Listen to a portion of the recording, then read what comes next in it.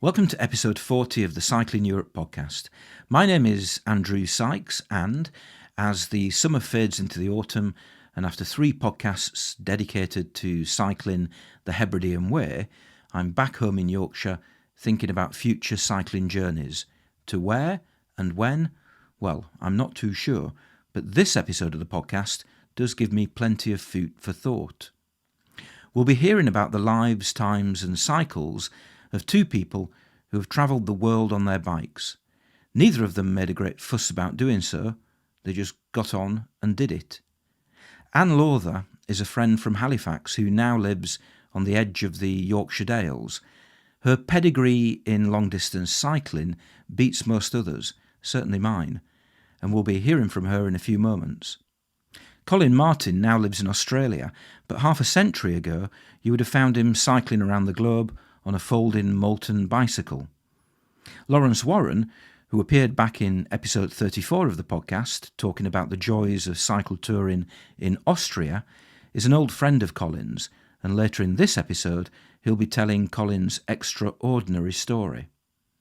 But we start off in Skipton, where, on a sunny Sunday morning in September, after having spent an impromptu night in a tent on a campsite near Bolton Abbey, I met up with fellow Halifax-born cyclist Anne Lawther.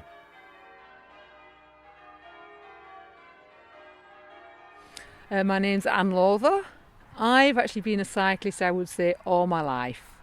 My parents were cyclists, so I literally grew up on the bike and cycling. I've absolutely embraced this. It's a total passion of mine, and in particular, cycle touring, which is something you and I have very much got in common.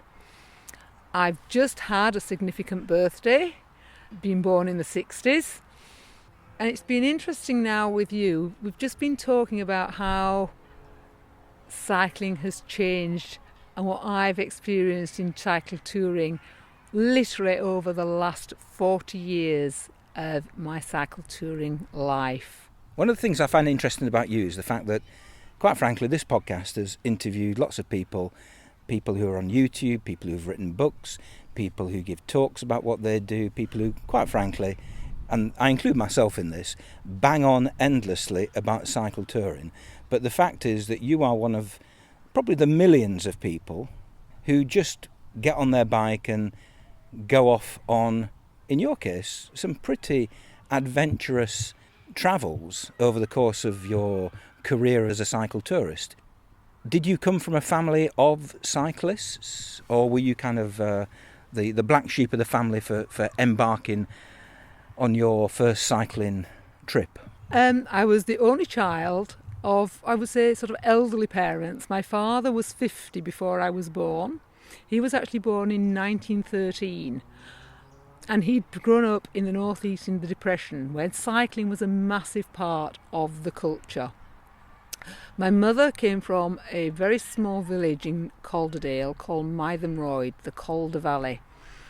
But for her, cycling was an escape from working as a weaver in the mills. So I grew up as an only child of parents who were really keen on cycling. And for them, I think it was an escape. It was a place to explore new places. I've got photos of me, 18 months, sat on a little tricycle. And my sort of memories of holidays, every single holiday in particular, the Wakes Week, which was the classic 2-week holiday of the northern towns.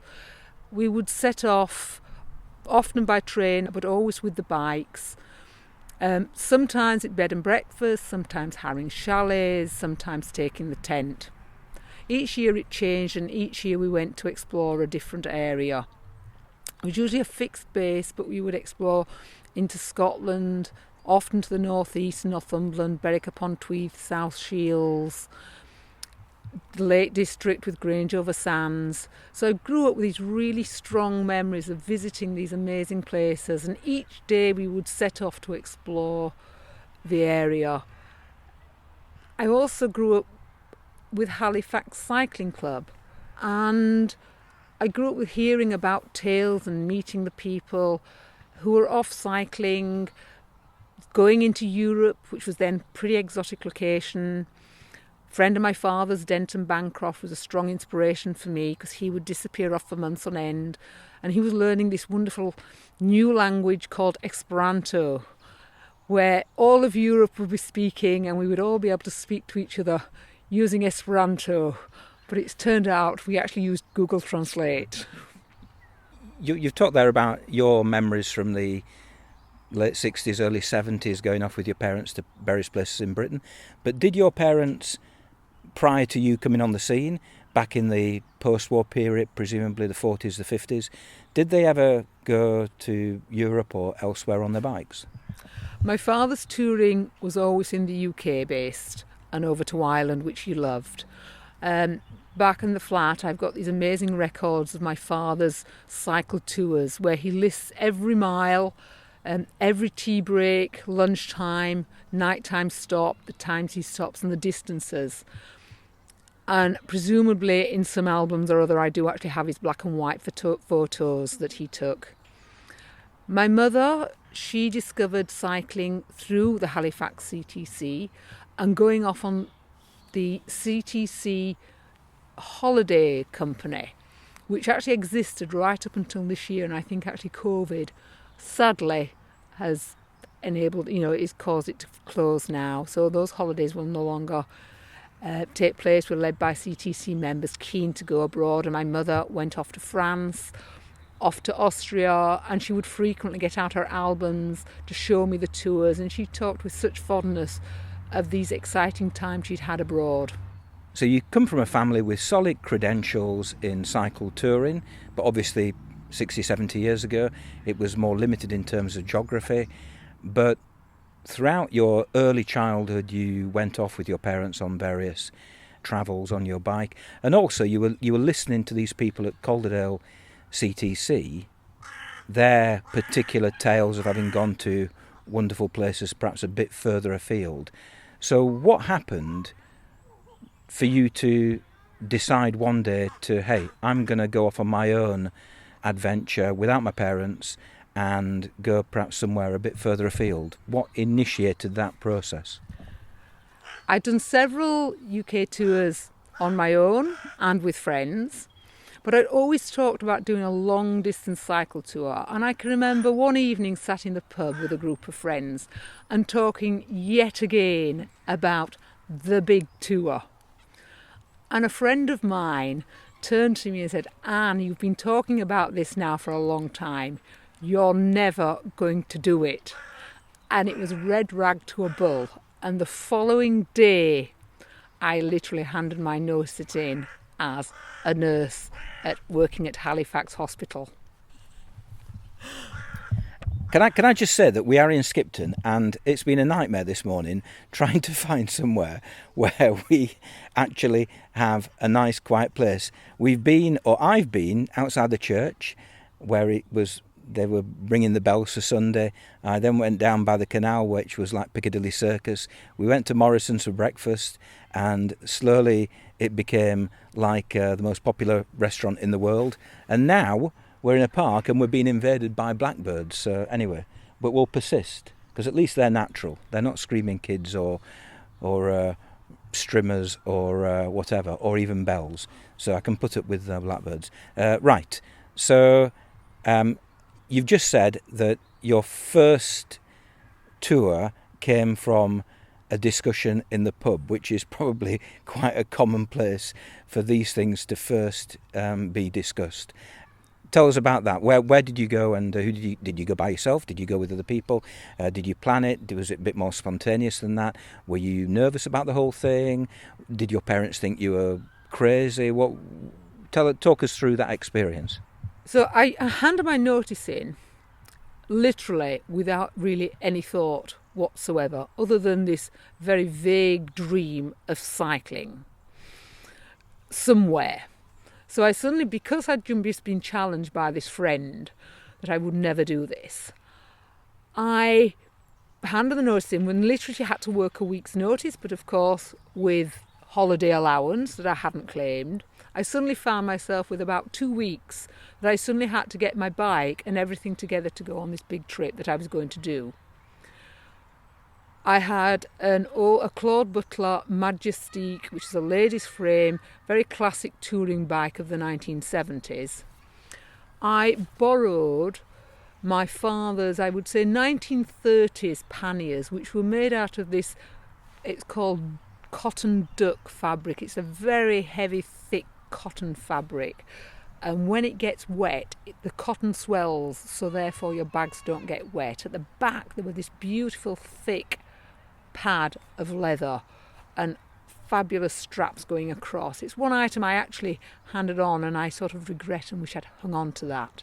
Beautiful piece of kit. So I went off with these very small 1930s panniers, just ordinary clothes from out of my drawer, nothing special, nothing cycling specific. And I had a map of Belgium.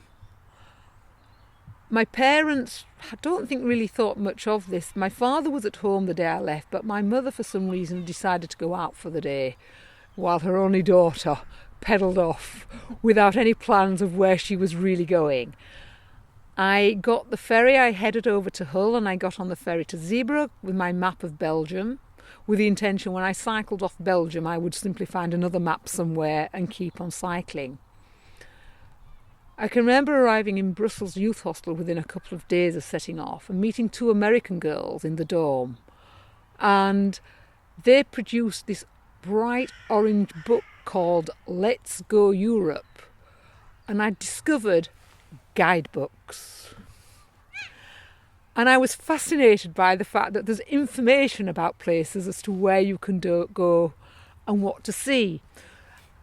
I persuaded these American girls to tear the book in half, and they could keep the British section, which is where they were heading to, and I would take the rest of the book into Europe, which is where I was heading. So armed with the book, my map of Belgium, and then I just simply meandered. A friend who I sent postcards to described the trip. He said, "Your route looks like a 4-year-old scribbling." There was absolutely no planning involved. And I realised sometimes, having cycled past places, I'd actually missed somewhere I thought would be quite interesting. So I would simply do a circular route back to a place and revisit. It was not planned and I basically meandered my way all the way from Europe, through Belgium, through Luxembourg, meandering all the way down to Athens.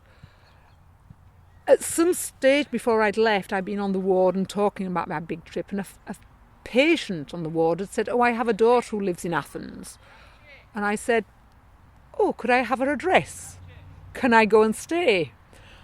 And I literally, 6 months later, knocked on this woman's door. And even today, I think, how did I do that? There was no Google Maps. My map of Athens would be very basic. I certainly didn't phone her in advance. I just simply knocked on the door 6 months after leaving Halifax, said, "I'm here," and she said, "Oh yes, we've been waiting to hear from you."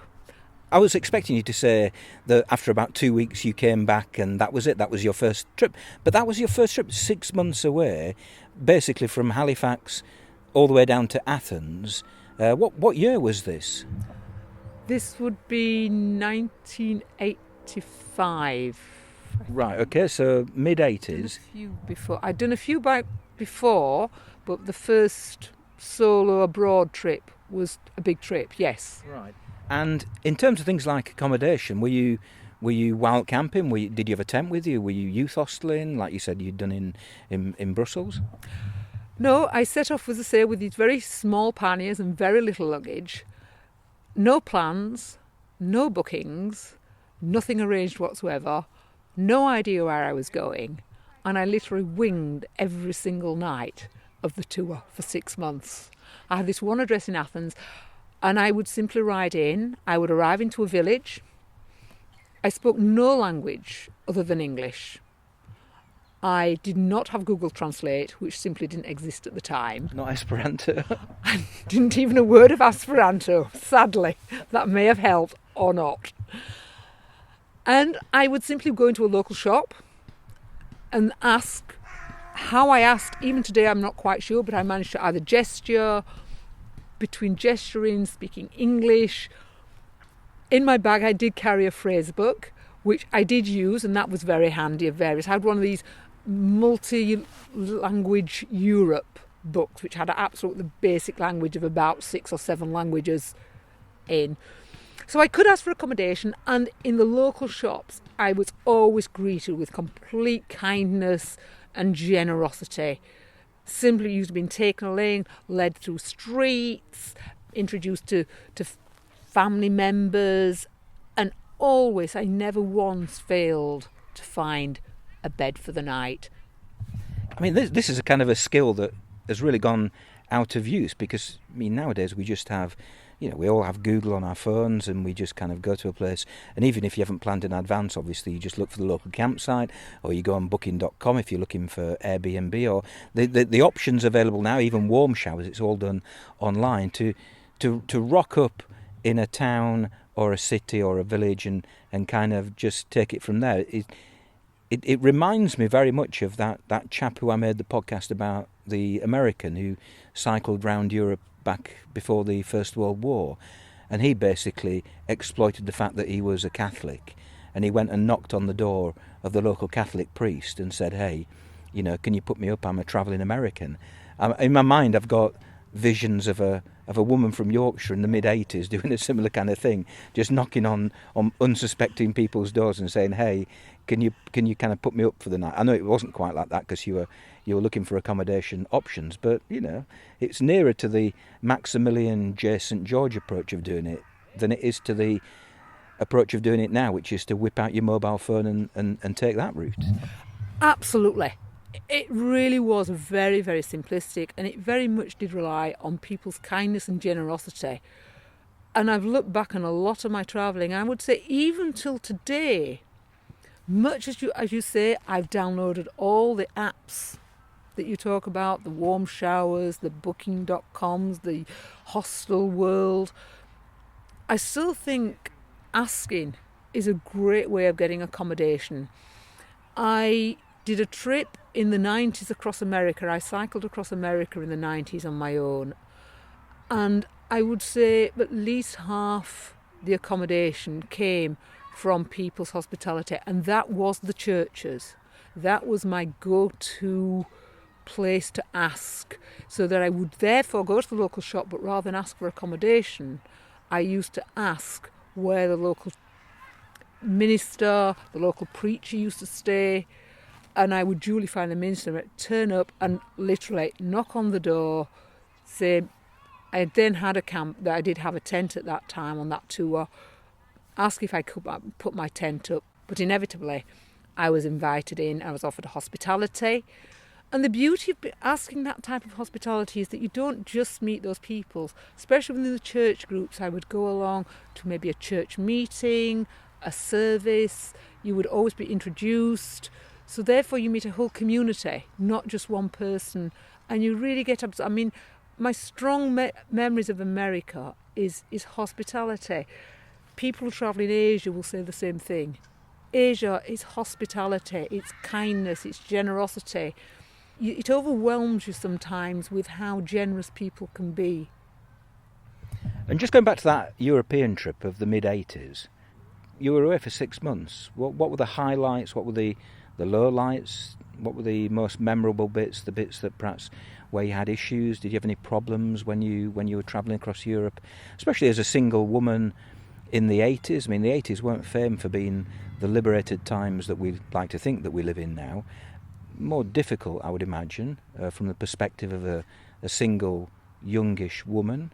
Or am I wrong? No, you are right. I didn't have many.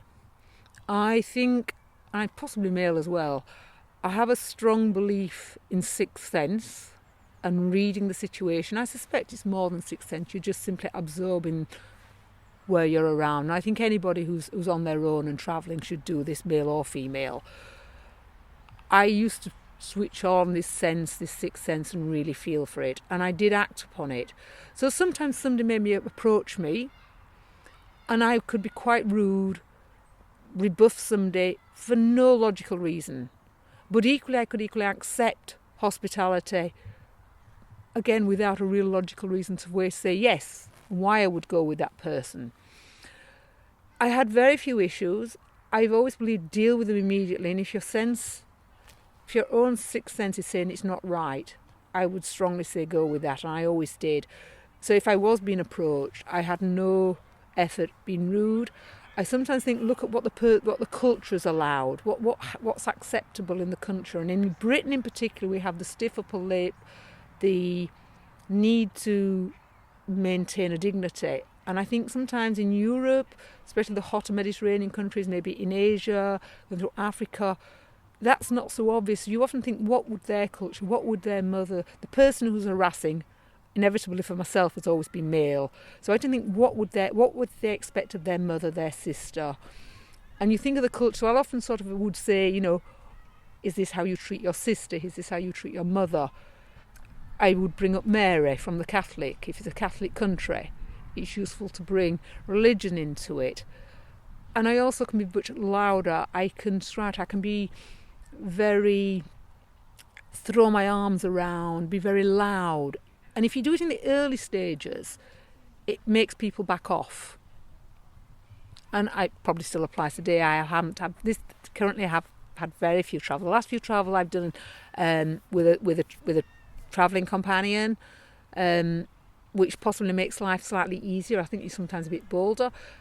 But equally, I enjoy this travel solo. I enjoy solo travel as well.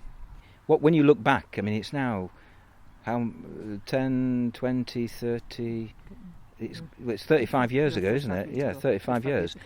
What, when you look back at that, think, oh, God, yeah, I just wish I was back there doing that particular bit of that trip? Definitely the scenery. The scenery, because I've been used to UK scenery and I've always loved Scotland, and I still do to this day. I think Scotland's mind-blowingly beautiful when you get the good weather. Going through Europe, the huge sense of freedom, of myself, at being at one with the bike, being independent, being able to cope with sort of a day-to-day life, because life on the road, cycle touring, is actually very simplistic. It comes down to basics: finding accommodation, finding food, and for myself, actually moving along and travelling and enjoying life on the bike. It's just, life becomes very, very simple. And there's a huge sense of, can be a sense of peace and calm and being at one with yourself when you're on the bike and you're doing it day after day. There's almost sometimes a meditative effect when things are going well. You get time, the wind, the rain, the cold. For me, my release can literally be screaming and shouting. But you can be screaming and shouting one at the start of the hour. On the end of the hour, you could have found accommodation, food, met people, kindness, and suddenly the world is fabulous. And it's the high to low that anybody who's ever done cycle touring will get that. Yes, you do get lows, but the highs are incredible. And the highs for me, where the lows actually are very few and far between. And if they're not, then you need to question if you need to be on the road and cycle touring. You will get them. I think anybody who does a cycle tour would accept that. But the highs, being on your own, reaching the top of a mountain pass. I mean, I remember what was then Yugoslavia and is now Croatia, cycling through I cycled down through Hungary, which was then communist, in the communist era, and nobody spoke English. So it was quite an isolated period. Because obviously first language Hungarian, they spoke German, they spoke Russian, no English. And it had been quite hard for me to adapt to be in this very sort of quite isolated environment. And I remember coming down and hitting what was then the Yugoslav coast and being on top of a mountain, and below me was the sea, the Adriatic Sea, and crying with the sheer beauty, the sheer joy, the sheer pleasure of being there. Just in terms of the logistics of that trip in the mid-80s, I mean, after that, in the 90s, and then up until, well, for us British people, up until Brexit, the freedom of movement has kind of been, for me personally, has always been something that I've benefited from in my life. But actually, in the mid-80s, before the creation of the of the single European travel area, especially if you were going to places like Hungary and Yugoslavia, which weren't part of the European Union. Were you still stopping at all the borders and getting checked, and did that cause any hassle? It didn't cause any hassle. Turning up as a single female on a push bike, you simply cycle past the row of cars, straight to the front, and inevitably was warmly greeted by the border staff. I had absolutely no problems. They were very curious about the bike, very welcoming, and I never felt any sense. In fact, I just always felt welcome into the country that I was going to. But you're right, and I used to love my blue passport with all its stamps that I collected along the way, which obviously maybe now we're going to start collecting again. Yeah, let's not go there.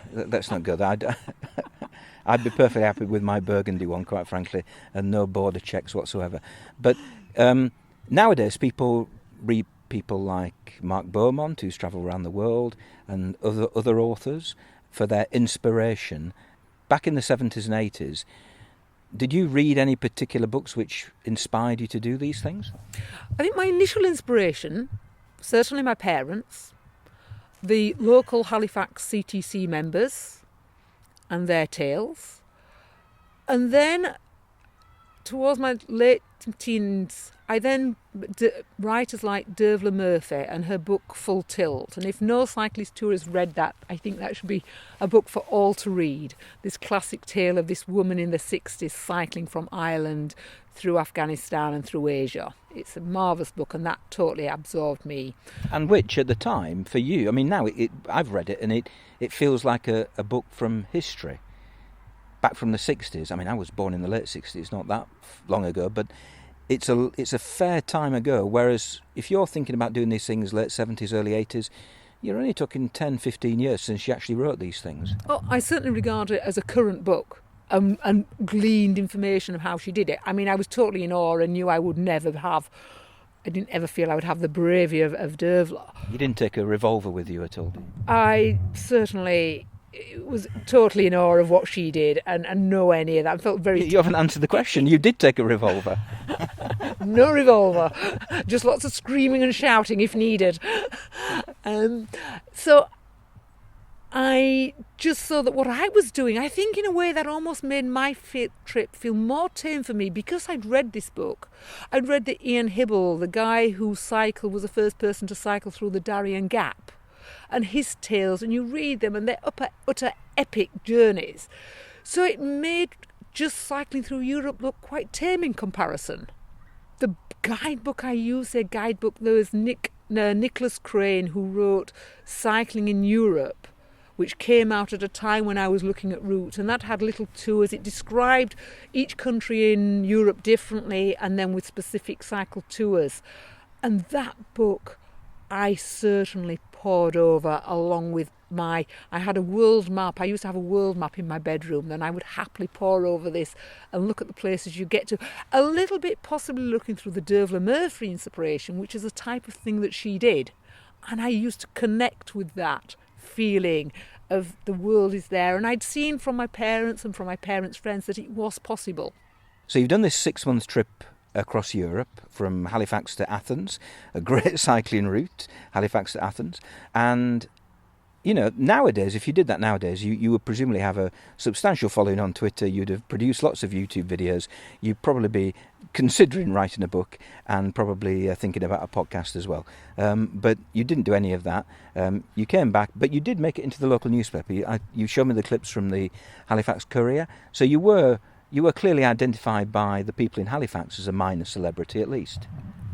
That's true. I mean, the local Courier, I think the club at the time used the Courier as a means of promoting the rides, promoting events, and obviously as a local club member, somebody got in contact with the Courier to say that as a club member I'd done this trip, and hence had this article published describing the trip that I did through Europe.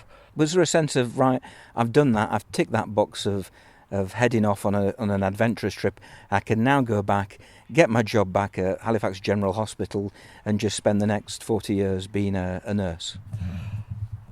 I certainly went back and found work again as a nurse, but then I think I got the travelling bug at that time, as so many of us do. So then it's a case of where next. So I think my next big trip was actually was out into Asia, but this time without a bike. And that was with a girlfriend that I actually, from an advert in what was then the YHA magazine, looking for travelling companion, a written advert, post office box number, and it was Teresa, and she lived, of all places, in Bradford, which is the next town to Halifax, which is where I was living. So that was an 8-month tour, but that was not on a bike. That's quite a risky thing. Well, not risky in the sense of physical risk, but that's a risky thing in terms of personality. To meet somebody, not from Bradford, but to meet somebody via a magazine, and then did you kind of vet each other before you went? I think we spent one weekend together, because at the time I was doing my midwifery training, and working away, so we didn't really have much time. So no, basically we just set off and got on with it, and actually worked out very well. But interestingly, we've actually lost contact. So we were very much more, I would say, travelling companions, and actually really forming a strong friendship. But it worked well.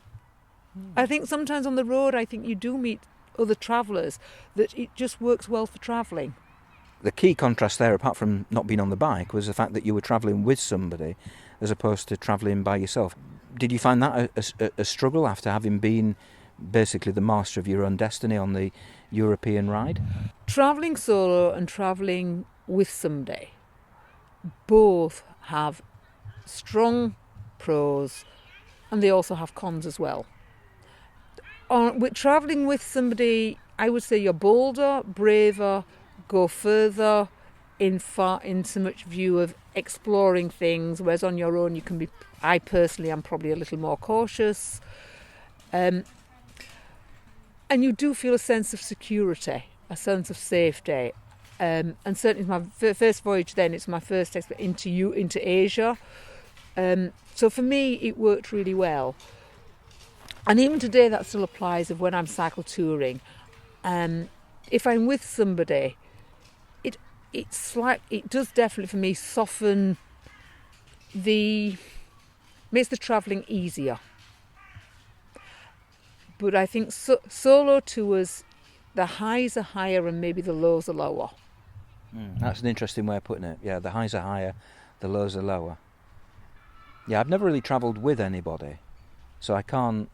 For me, I always think of the inconveniences of travelling with somebody, and the classic example I think of is, well, if I make a mistake, there's only one person who lives with the consequences, and it's me, and I don't feel bad about that, because, okay, who cares? It's just, I'm not going to get angry with myself, but I sense that there might be a risk of conflict with the other person if I make a decision, it turns out bad, and two people have to live with the consequences. Is that a valid worry for me to have? Should I ever embark on a trip with anybody? I think it depends on the person you're travelling with. That's sort of general. I think when you're with somebody, there's no two ways. You possibly will blame that your person you're with when things are going wrong, and you have to be very aware of that and very conscious of it. Be it a friend, be it a partner, and you do meet on the road, and it can be a make or break for relationships. It's fabulous afterwards to share things, and sometimes when there is a problem, it is easier with somebody else, because you're not on your own and you're not dealing with problems on your own. And as long as the blame game is not used, then it can be positive to have somebody with you, especially when it's bad, when you can't find accommodation, when the weather is awful, when you're freezing cold, when you're just feeling down. Having somebody there can lift you through it, and on your own you do just have to get on and deal with it. It's great afterwards to have experience. It's great sharing experiences, so you can talk about things, you can laugh about things. Afterwards, when you meet the person, if you've got a shared experience that in years to come you talk about it, it's a vivid memory. I lost my partner 20 years ago in 2015, and Reginald and I did a lot of cycling together, and through it. And I described it as having, with Reginald I had 3D memories, because things that I would forget he would remember. He would say, "Do you remember this?" And I would and you would remind each other of what you've seen. So losing that, initially it felt as though I had a 2D experience and I'd lost some of my memories with losing Reginald. But you can create your own memories with your photography, journals, as you do, podcasts, people like now. I mean, I personally don't really use social media, but I can really see it as a valid way for your own pleasure of recording your own journey. So there are other ways of sharing, there are other ways of holding on to those memories that you can still do. So you've done the European trip, you've been to Asia, albeit not on a bike, but basically that's just the start of it. You have done lots of other things in terms of cycling since. So can you just run through some of the other places that you've cycled toured to? Because when I set out in Europe, I always felt I slightly bottled my trip. I'd always wanted to do a round the world trip. But because I think of the lack of notice, because I'd basically handed my notice in and ended up on the road 2 weeks after handing my notice in with no preparation whatsoever and very little plan, I'd always felt this world trip, I'd like to do it. So I handed my notice in after doing my midwifery training in the early 90s, with a route plan to go through Iran-Iraq. But of course then the Iran-Iraq war came out. So I changed route and I set off through America. So I flew onto the east coast of America, cycling across America, which again I found one of a fabulous experience. I actually took 15 weeks to cycle across America, so it was not a fast tour. It was none of the 9 days race across America. It was a meandering route taking in the national parks, all the way through to the west coast. I always intended to go back to America because I had such a fabulous experience of the hospitality, the kindness shown, the interest shown. I found the Americans, I loved being approached by people there. They just showed such interest, and I always said I would go back. It's on the to-do list. From there I crossed to New Zealand. I spent 6 months in New Zealand cycle touring, and I'd met Reginald at this stage, and Reginald came out to join me then for the second part of that journey back to the UK, coming back through Asia. And again, this was when I found the advantage. I'd gone across America on my own, had a most amazing experience, absolutely loved the trip. Asia with Reginald was such an interest. Sharing it with someone made me certainly bolder, experienced. I mean, so therefore I crossed over into areas that I possibly wouldn't have gone on my own. So I went into Borneo, up into Sarawak, through into Sabah. And again, these isolated, very rural communities in the early 90s, going up the rivers to visit the native people. Just this amazing experience, and I enjoyed sharing it with somebody. Other people, I'm sure, and other travellers have done this on their own. From there, Reginald and I, we came through into Singapore, and then we cycled up through Malaysia, through Thailand, making our way through to Hong Kong and Macau, and into China. And now China, this was again in the early 90s, was still, certain areas of China was still closed to travellers. And that was possibly, of all the times, possibly, and even today, is probably the most difficult country, I would say, for me, that I ever experienced cycle touring. More from Anne and back to China later in the podcast. Nowadays, the sight of a folding Brompton bicycle is not uncommon, especially in urban areas. Occasionally, you do come across someone who is cycle touring on a Brompton or similar small-wheeled folding bike. Back in 2015, I met a Dutch chap called Paul at a campsite in southern Spain who was doing just that on his De Hon bike. He was the man who explained to me the concept of Mercedes days, by the way. Read my third book, Spain to Norway, for more details. Last summer, in the Yorkshire Dales, I had a chat with a cyclist who was travelling on an impressive and very expensive modern Moulton bike with its distinctive space frame. The original F-frame Moulton bike was launched in 1962 at the Earls Court Cycle Show. By 1970, the Mark III Moulton, with a revised F-frame design, was being planned, and it was on one of these prototype Mark IIIs, named the Moulton Marathon, that Colin Martin embarked upon his epic journey. Lawrence Warren takes up the story. My name is Lawrence Warren, a touring cyclist of many years, living in Austria. Just over 50 years ago, while travelling overland to Australia in a tired old VW Combi van, I met Colin Martin, and I would like to tell you his story. Listening to the discussions in the Cycling Europe podcast, I can't help comparing it with the way it was 50 years ago. Life was simpler then. Without the internet, mobile phones, the need to take and post pictures for Instagram or Facebook, finding a power supply to charge up the laptop, navigating with a GPS rather than with a map, and paying your way with local currency because credit cards were a thing of the future.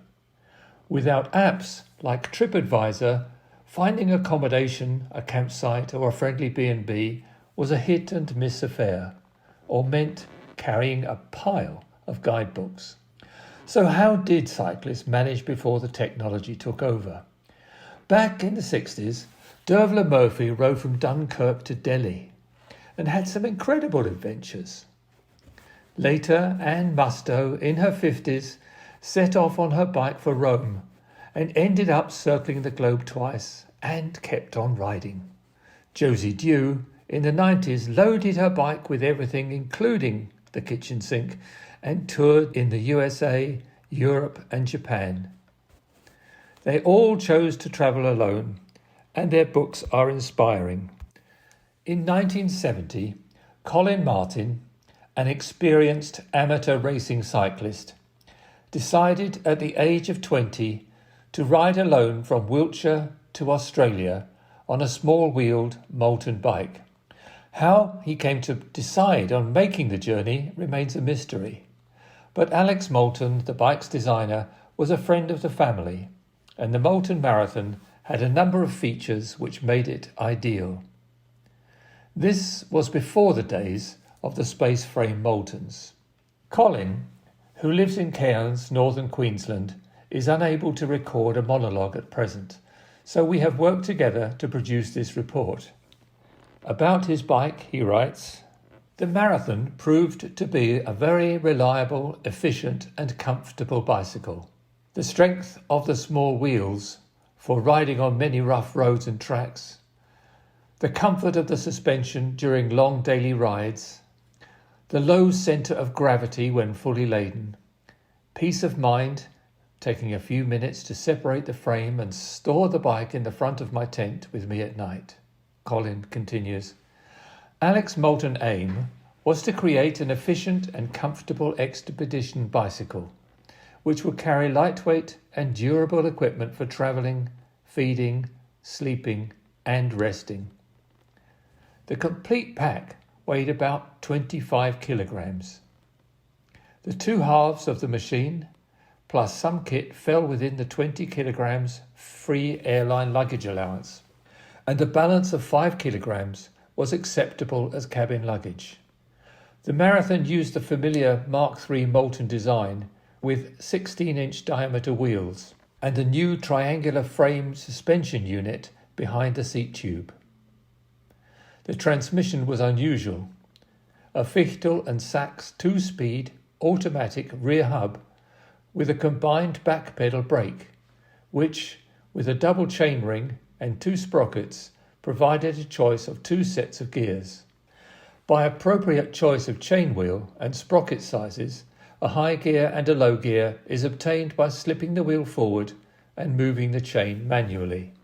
He says, "I carried a spare rear hub, but to reduce weight, I ceremoniously buried it in the desert near Kandahar, Afghanistan. I hope a soldier didn't try to defuse it. A Mafak driver brake was fitted to the front wheel, with the pivots brazed onto the frame.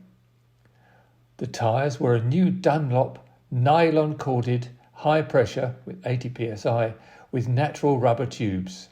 These tyres gave me over 2,000 miles of riding before replacement. I carried 3 spare tyres and picked up extras in New Delhi. The Swedish Turbo G66 double skin tent weighed just over 3 pounds, with sufficient space to house me and the 2 halves of the bicycle in comfort and out of the weather. The telescopic pole was carried inside the seat tube. The sleeping bag was an Arctic 610 from the same company. A small petrol stove sat in a cage between the panniers, and a metal bottle on the seat tube carried fuel. This stove lasted many years until, on a cycling trip in Nova Scotia, the fuel bottle was too close to the stove while cooking my evening meal. A fireball erupted near my tent, and an elderly gentleman with a baseball bat hit the stove about 30 yards through the air. A canteen, plate, pot, pan, cup and cutlery were stored under the rear rack. The saddle was a Unica, which I had used for quite a few years while road racing in the West Country of England. It's horses for courses when it comes to saddle comfort, but this plastic saddle served me well. The front panniers and rear bag were made by Fjällräven. The latter was a backpack with shoulder straps. I remember walking through customs when I entered Australia. The Moulton under one arm and a small backpack hanging on my shoulder. The customs officer looked up from a pile of suitcases and said, "Now that's the only way to travel."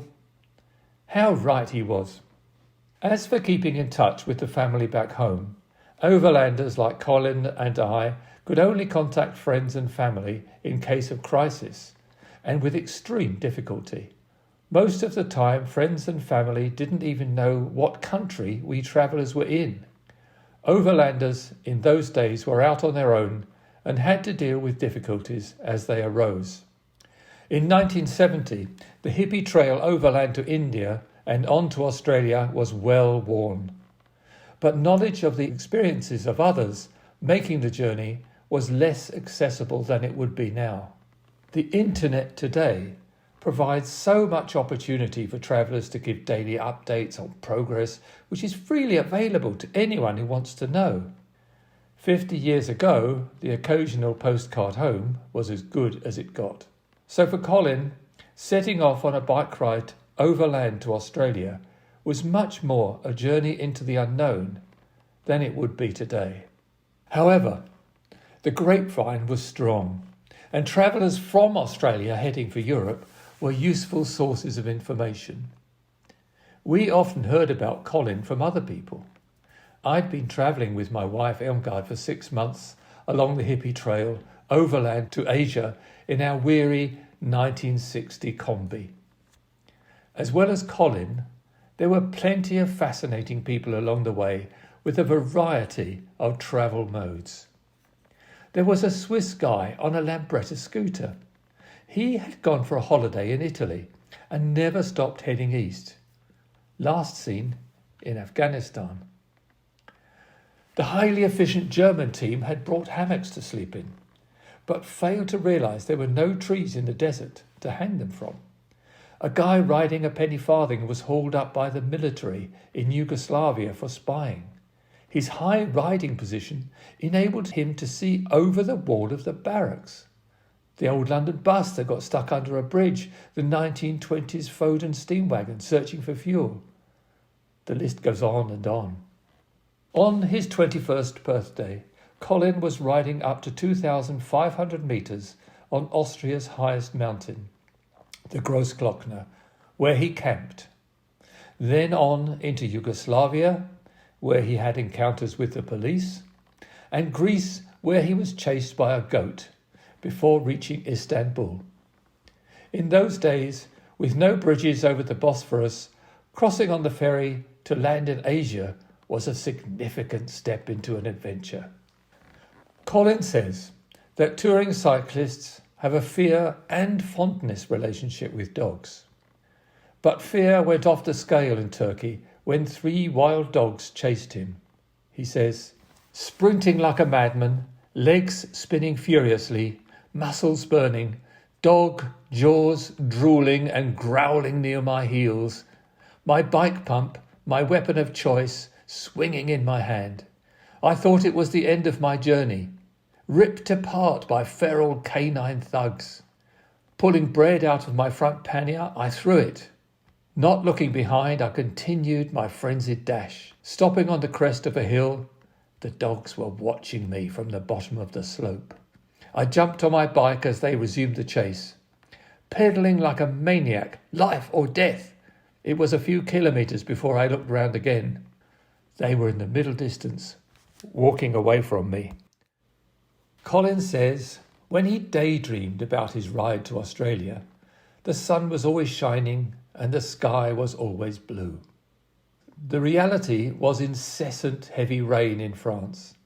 The sky bruised with dark clouds, thousands of blurred yellow headlights, wheels splashing through puddles, soggy socks, a sultry mood. When darkness arrived, I sheltered in a bus stop. Across the road, a cafe. Under the warm yellow light, patrons enjoyed wine and dined. Music and laughter drifted through the drizzle, permeating my damp clothes and filling me with sadness. A black Labrador suddenly appeared out of the darkness, soaking and shivering. Lying down in front of me on the dry shelter floor, the dog seemed dejected also. I stroked his neck and said, "You can come with me if you like. Just think of the adventures you would have meeting St. Bernards in the Alps, Afghan hounds in Afghanistan, and you could chase kangaroos in Australia." With the comfort of my new companion, I slowly fell asleep. Colin's route took him across Turkey and into Iran near Mount Ararat, and on to Tehran and from there into the Elbrus Mountains, pedalling ever towards the rising sun. The sandy road out of Iran towards Afghanistan was hundreds of kilometres of big corrugations. Heavy trucks and buses roared along in a thick cloud of sand and dust. The dust cloud surrounding oncoming vehicles often hid another overtaking on the wrong side. For Colin, on a bike, it would be suicidal, and this was the only stretch along the way that he put his bike on top of a bus. The bus paused for custom formalities at the Afghan border. Colin, with his unusual passport and documents, took some time to get through the interrogations, and when he came out, the bus had gone, with the molten and luggage on top. Just imagine the feeling. Colin sat in the dust at the roadside and wondered what to do. On journeys like this, something usually happens. Some hours later, after making a stop in Herat, the bus returned with Colin's bike and gear all intact.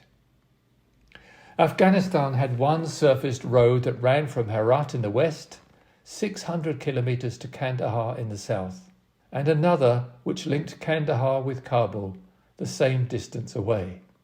Everyone heading east took this road through baking bare desert with very little between the cities. The legendary French student rally from Paris to Kabul took place that summer, with 494 tiny 2CV cars tearing along the dirt roads over the Elbrus Mountains in Iran and across the Afghan deserts. These cars passed Colin with a hoot and a wave and sometimes stopped for a chat. At night, sleeping out in the open, not far from the road, he would see the yellow headlamps and hear the whirring of the little engines. In India, bicycles were the most common means of mobility, pulling rickshaws, transporting goods and daily travel on large black flying pigeons bikes made in China. They had big wheels. Colin's Moulton had small wheels. A big-wheeled bike was faster than one with little wheels, or so many people thought. As Colin rode out of one village, someone on the same road would enter into an unspoken race, but only to the next village. As Colin pedalled out of that village, another might join him. It was exhausting, he says. They were only going maybe 5 kilometres, and I was having to race this informal relay team all day. With a student's card purchased for a few rupees in India, it was possible to take a cheap flight with Burma Airways to Rangoon and on to Bangkok, as there were no through roads at the time. From there, it was just another 1,800 steamy kilometres to Singapore. Colin and I travelled together by ship from Singapore, and when docked on Australia's west coast, Colin set off in December, the hottest month, to ride 4,000 kilometres to Bondi Beach on the Pacific coast in Sydney. But he didn't make it. At a stop in Coolgardie, a remote mining ghost town of a few hundred souls, shortly before crossing the Nullarbor Plain, the bike was stolen. Colin's arrival in Sydney wasn't quite the triumphant roll onto the beach that he had planned. But this was not the end of the story. After living some years in the tropical northern city Darwin, where he spent many months building a boat to sail home in, on Christmas Day 1974, Cyclone Tracy blew the boat and most of Darwin into oblivion. Colin's story about this dramatic night you can find on his Facebook page. Later, in 2002, when living in Cairns, it was time to complete his journey around the world, and with a new space frame Moulton, Colin began riding from Vancouver to New York, a journey of more than 5,000 kilometres across the Rockies and Midwest. For the final legs, he was joined by his wife Marie. This still wasn't the end of the tale. Colin had not ridden around the world. There was a gap between Coolgardie and Bondi Beach. So one October in 2008, when the winds were most favourable from the Indian Ocean, he returned to Perth and began the final link in his journey. Only the winds that year were blowing the wrong way. Just imagine sitting out into a strong headwind on a straight 145 kilometres long. His arrival on Bondi was almost the end of the story. Some years ago, the original Moulton Marathon was found to be an exhibit in a bike museum in Tokyo. Colin was invited to visit and went for a ride as guest of honour with the Moulton Bike Club members.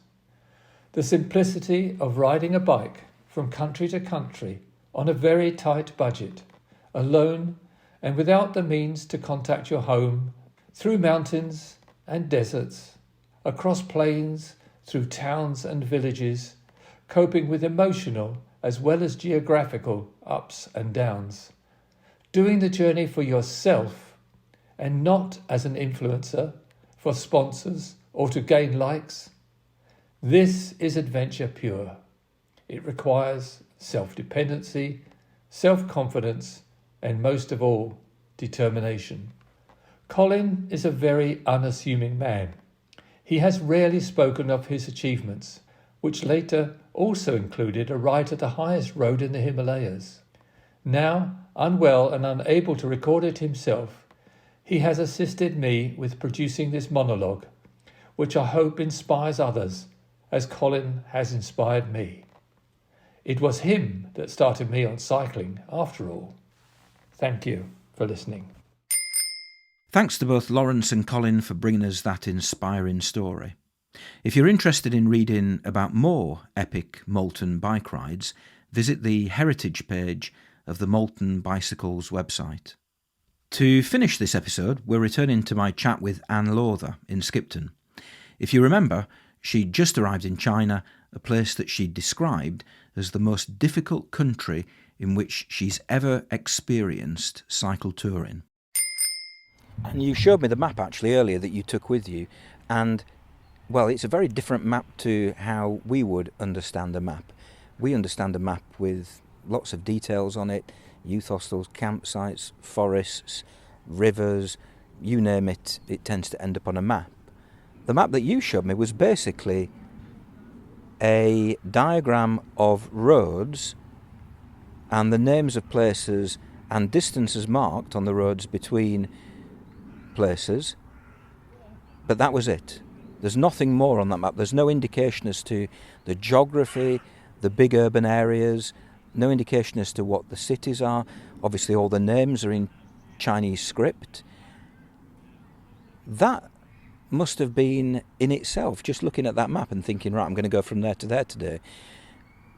Nowadays, even in a place like China, you will be able to find out a wealth of information about where you're going from day to day. But if ever there was a voyage into the unknown, that must have been it, without access to the internet or mobile phone coverage, and even without access to what I would regard as a decent map. It was. I mean, even now, I look at that book, which I've obviously hung on to, because I do look at it, sometimes almost in awe myself, of the fact I actually cycled towards using this. How I got round, I look at it quite in amazement. I think I was heading from Canton over to the Yunnan province, which had been recommended. So I did know the Yunnan province was particularly pretty, and I think one or two towns even then, was on the tourist list as such. But you're right. I mean, I certainly do remember cycling through some pretty horrible areas at the time. And you would come through and you could almost feel your chest breathing with the smog and the pollution of the town. Got away from it into the rural communities. It was incredible. You came across people dressed in native costume, the teak huts, living in the houses with the teak leaves were for roofs. One of the things I used to be able to interact with those people, interestingly, was the stove. At the time I was carrying an MSR multi-fuel stove, which worked on petrol. And stopping to brew up, it would inevitably, in China, crowds would gather. Didn't seem to matter where you stopped, middle of nowhere, people would arrive. It came from absolutely nowhere. But this stove was such a good communication tool, because people were absolutely fascinated about how you cooked food. Food obviously being an important part of a culture.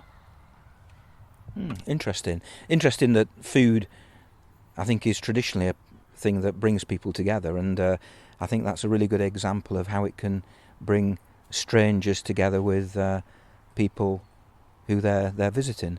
Now, more recently, you continued I think another aspect of your cycle touring history is the fact that you've had this career which you could stop, start. You then went into a particular area of nursing, which really you were able to exploit for your own benefits, because it gave you that flexibility to still go off for long periods of time, while at the same time earning an income.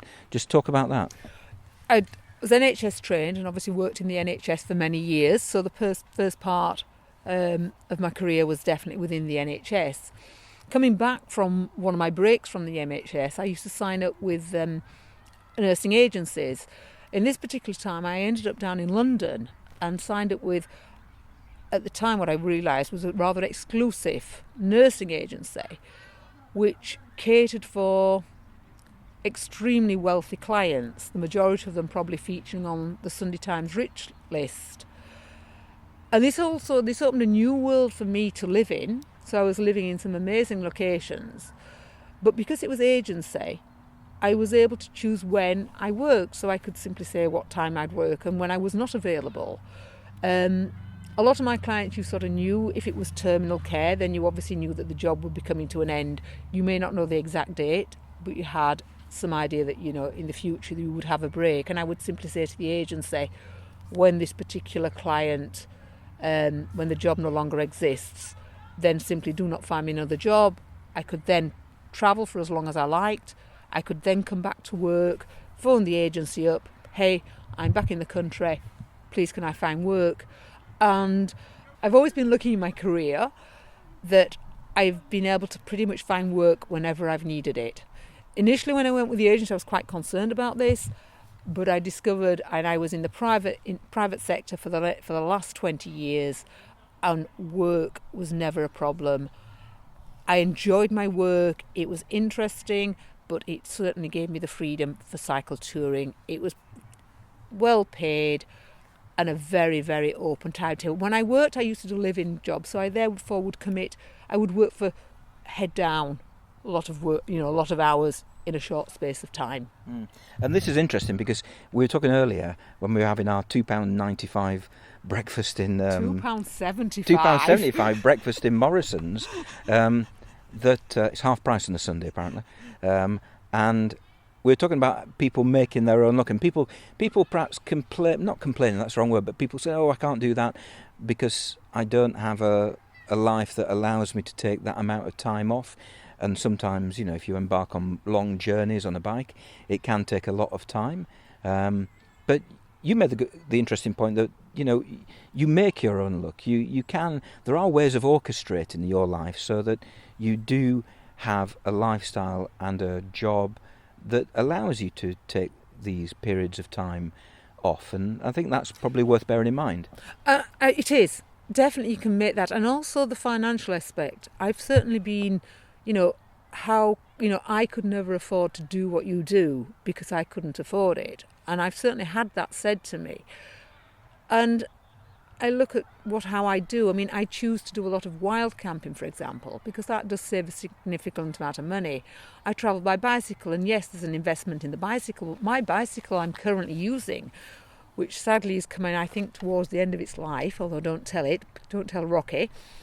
Rocky is actually a 1996 Rockhopper specialised bike, which was a mountain bike without suspension, very much like probably today's gravel bikes. It's a solid bike, carries the weight well, handles like a tank, and has taken me everywhere, but it's certainly not an expensive bike. The kit I've used over the year, initially starting off with my father's 1930s panniers, which cost me nothing, then a pair of second-hand Paradise nylon panniers, which lasted me for many years. And yes, I've recently invested in the beautiful set of Ortlieb waterproof panniers, top of the range kit.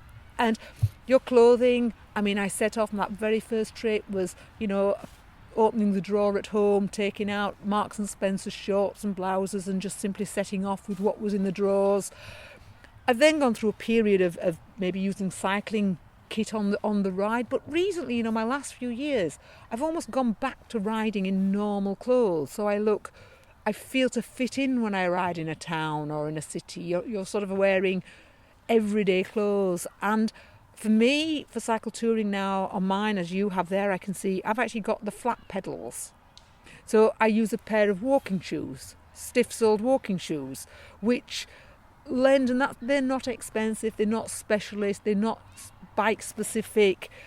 So a lot of the things that you use, the top-end kit is beautiful to have. And I think if you're going to spend things like I've actually got a very cheap Chinese tent that works beautifully at the moment. And yes, I do have a top-end Terra Nova Voyager tent. And it is good. It's good to have nice kit. We talk about the Ortlieb bags. But I mean, hey, any pannier with a black bin liner does the job. Yeah, absolutely. And some people sometimes say to me that they've booked a holiday and it's cost them £2,000, £3,000, £4,000. And okay, there's usually more than one of them, and they're going away for perhaps 1 or 2 weeks. But I'm thinking, how do you possibly spend that amount of money on a holiday? Well, clearly you can, but it is worth reflecting on the fact that essentially cycle touring can be expensive, but it can also be a pretty cheap thing to do. Now, you've just retired relatively recently, right. And we're not going to mention the name of the person who you were telling me about earlier, but your career ended on a high in terms of the person you were looking after. And I think there's a podcast out there that you should record with somebody about that particular experience, because I think that would be a fascinating thing to do. It's nothing to do with cycling. I presume that person wasn't a cyclist. No, I don't think so. But that, I think you should find somebody to record a podcast about that, because that would be fascinating. But we won't mention that person. So now you've got retirement. You've got all this time in the future. Are you going to head off again for 6 months? Well, I did have a flight booked initially on the 10th of October to Tivat in Montenegro, which was then cancelled and moved to the 3rd of October, which last week EasyJet managed to write and say, we're very sorry, but that flight has also been cancelled. Currently, because of the COVID situation, it's been very awkward. I actually this year managed to get a 6-week tour to Portugal flying out when it was the UK government announced that Portugal was green zone. Whilst out there, it obviously switched to amber. But however, still managed to get a 6-week tour in. In 2019, I went out to the Balkans, the Montenegro, Kosovo, into Bosnia, Croatia, as I did the original tour in 1985, which was then Yugoslavia. It's an area I enjoy the people, the countryside, especially I think Montenegro in particular, which I can see in the future becoming more popular for cycle touring. It actually has designated routes that are very well set up for cycle touring. Like I mentioned earlier, I've always said I would go back to America. I've never been to Canada and the Rockies.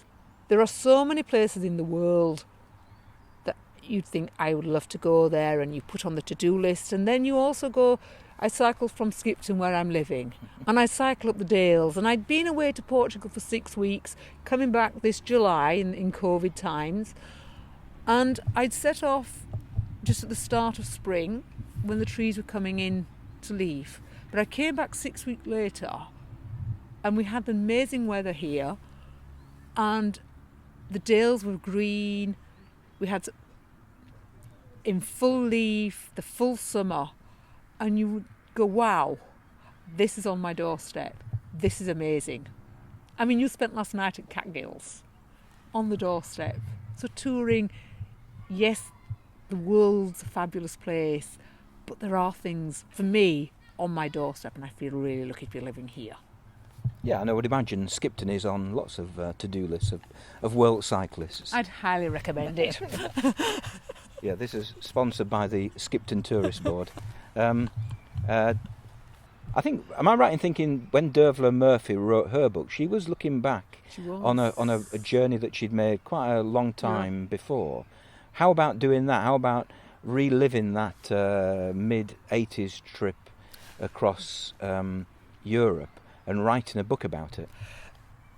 Definitely something. One of my regrets is not having a good visual record of most of my cycle touring. Unfortunately, I lost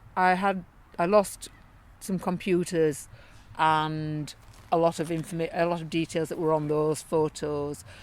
My written record has been very poor, so I do feel a lot of my memories that I could have held on to, I've lost. And to anybody who's setting out cycle touring, I would strongly recommend saying, really try and give the time to recording it, which is something I admire you for doing, Andrew, because you do take that time. You were talking even when you're tired, you've laid in your tent, you made some terrible recordings, but the fact is you've captured the memory of the day. And I've lost some of that. And I have kept thinking I should go back to try and recapture maybe a little bit. You never go back, and I think it's wrong to go back, but I think you go forward using that as a guideline. So it's certainly a potential. My record keeping, as I say, has and currently is pretty abysmal. So even all the recent tours, and much that I have my photos and they're on my phone, I only ever carry an iPhone now, and that's my only recording. Or how about then you retrace your steps from Halifax to Athens, try and redo the route that you did to Brussels, and then wherever you meandered your way down to through Hungary and Croatia, looking over the Adriatic coast, and eventually you could knock on that door again in Athens to see if that woman is still there. I certainly want to go back into Europe. I certainly want to go back to some of the areas I've already been to. One area I actually had a job down there was Switzerland, and I'd cycled through. Switzerland was on my very first tour into Europe, and Switzerland was one of the countries that blew me away with its sheer beauty. It is picture postcard idyllic, and it's exactly how you imagine Switzerland. I was then very fortunate with one of my jobs to actually work in Switzerland for 6 months. And therefore was able on my days off to get the bike out. So it's a country I've got very fond memories and was part of my very first tour. And there's certain areas I could certainly go back to. and revisit. Who knows?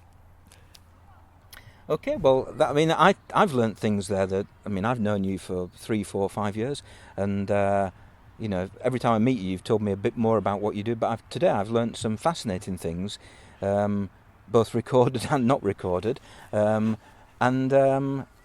think, like I said in the introduction, there are tens of thousands of people like you out there. There are millions of cycling tourists, but there are certainly thousands, tens of thousands of people out there who've done really adventurous stuff, and I think it's nice to give recognition to people like you who have done those things and who are potentially, if they chose to do, could inspire other people, and hopefully by this podcast it might inspire a few people who are in a similar position to you to do something similar.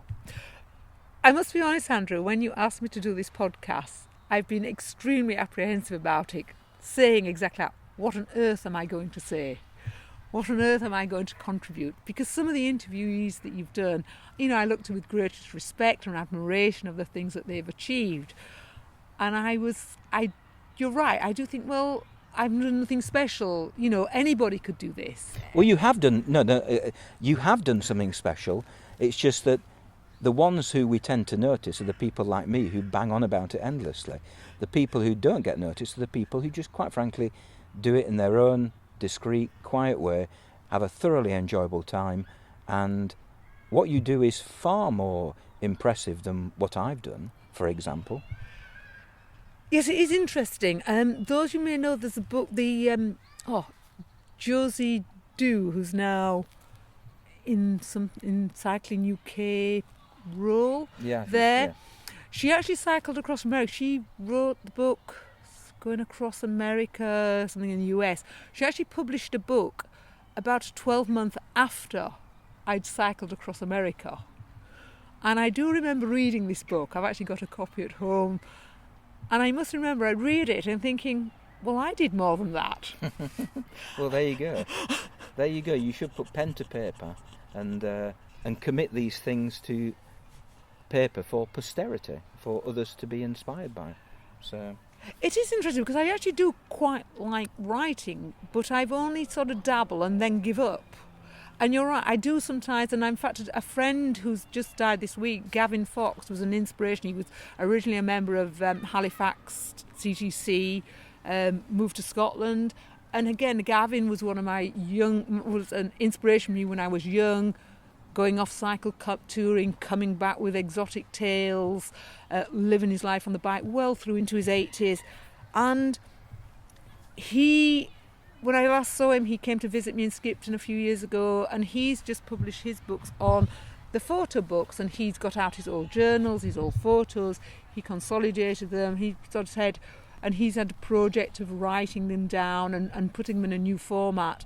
And he was, like yourself, encouraging me to say I should do that, and well, maybe one day. Yeah.